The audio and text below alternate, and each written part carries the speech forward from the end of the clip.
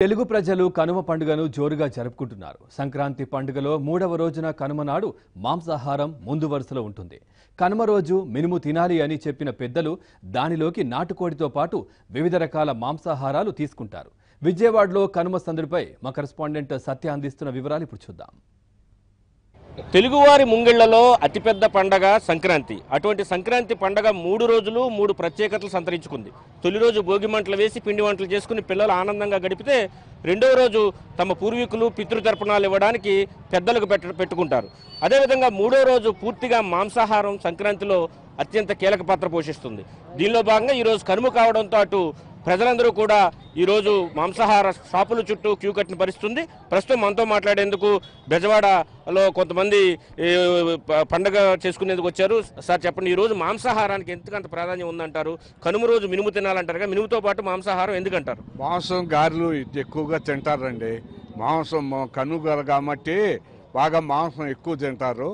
అందరూ మొత్తం మాంసం తిన్నాళ్ళు ఎక్కడ లేరు. మాంసం ఎక్కువగా తిని బాగా ఎంజాయ్ చేస్తారు. అంటే ముక్కనుమ రోజు కూడా ఉంటుంది కదా, ఈ రోజు రేపు కూడా ఉంటుంది. ఈ ఒక్కరోజే మాంసాహారం తింటారు. అల్లుళ్ళకి ఏం పెడతారు ఈరోజు? ఈ ఒక్కరోజే మాంసం చేస్తారు. మిగతా వాళ్ళు రేపు చేసుకుంటారు. బ్రాహ్మణ వాళ్ళు ఉండారంటూ పప్పు పులుసు అవి చేసుకుంటారు. ఈ కనువ అంటే మొక్క లేదని చేస్తారు. గారెలు మాంసం చేస్తారు. అంటే అల్లుళ్ళకి, కొత్తగా వచ్చిన అల్లుళ్ళకి 2 రోజుల పాటు కేవలం పిండి వంటలే పెడతారు. ఈ రోజు బాగా మాంసాహారం ఏమైనా పెడతారా? వాళ్ళు మాంసం అన్ని మాంసాలు తెచ్చి పెడతారండి. ఫుల్గా అవి ఏవి తింటానంటే అవి పెడతారు బాగా. అది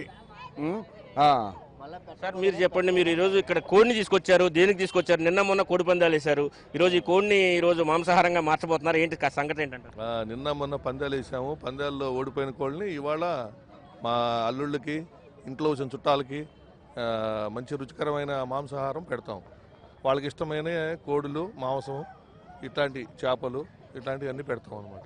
అంటే నాటుకోడికి సంక్రాంతి పండుగలో ప్రత్యేకత ఉంటుందంటారా? కేవలం ఫారెన్ కోళ్ళకి కూడా డిమాండ్ ఉందంటారా? నాటుకోడి ఎందుకంటే జీడిపప్పు, కిస్మిస్, బాదం పప్పులు, కోడిగుడ్లు ఇవన్నీ వేసి పెంచుతాము. అందువల్ల నాటుకోడి బాగా రుచిగా, టేస్ట్గా ఉంటుంది. అందువల్ల నాటుకోడికి ఎక్కువ 100% ఇంట్రెస్ట్ చూపిస్తారు పబ్లిక్. దానివల్ల నాటుకోళ్ళకి ఎక్కువ గిరాకీ ఇవాళ. Okay sir, thank you. మొత్తం మీద తీసుకుంటే కనుక మాంసాహారానికి తెలుగువారి సంక్రాంతి పండుగలు అత్యంత కీలకంగా చెప్పుకోవచ్చు. మనం చూస్తే కనుక వెనక వైపు చూస్తే కనుక మొత్తం ఇక్కడ మాంసాహారాన్ని సిద్ధం చేయడానికి ముందుగా కోళ్లను శుభ్రం చేసి వాటిని మాంసంగా కొట్టడం లాంటి కార్యక్రమాలన్నీ కూడా భారీ ఎత్తున ఇక్కడ జరుగుతున్నాయి. ఇక్కడ మనం ఏదైతే విజయవాడ ఎన్టీఆర్ సర్కిల్ నుంచి చూస్తే కనుక అక్కడ మొదలుపెట్టి చివరి వరకు కూడా, వీధి చివరి వరకు కూడా మొత్తం మాంసాహార ప్రియులందరితో నిండిపోయింది. బళ్ళు భారీగా ఇక్కడ బళ్ళు వేసుకొచ్చారు.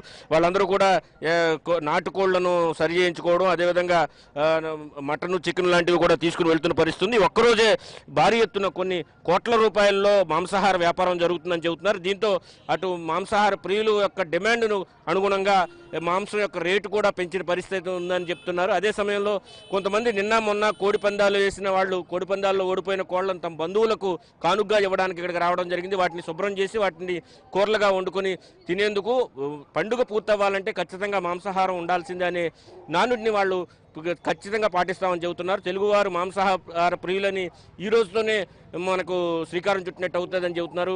కనుమ రోజు ఏదైతే మకర సంక్రమణం రోజు ఏదైతే సంక్రాంతి వస్తుందో అదే ఆ పండుగలో అతి కీలకమైన పండుగ కనుమ అని వీరంతా కూడా చెప్తున్న పరిస్థితి కనిపిస్తుంది. కెమెరా పర్సన్ ప్రభాకర్తో సత్య, ఏబిఎన్ ఆంధ్రజ్యోతి, విజయవాడ.